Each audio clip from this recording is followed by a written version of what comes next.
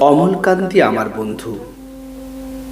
স্কুলে আমরা একসঙ্গে পড়তাম।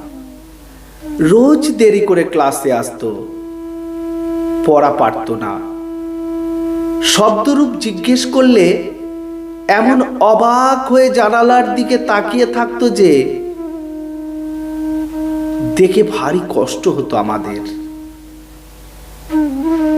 আমরা কেউ মাস্টার হতে চেয়েছিলাম, কেউ ডাক্তার, কেউ উকিল।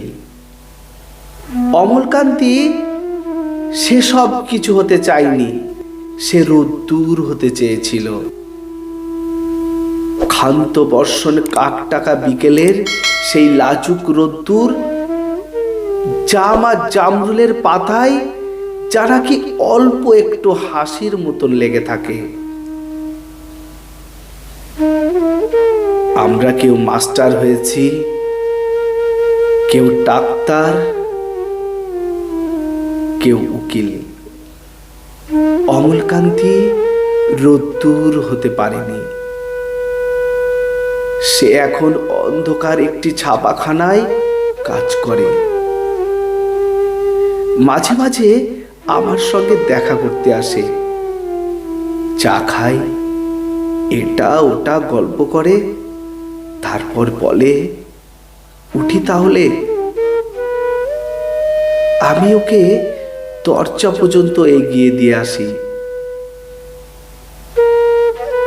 আমাদের মধ্যে যে এখন মাস্টারি করে, অনায়াসে সে ডাক্তার হতে পারত।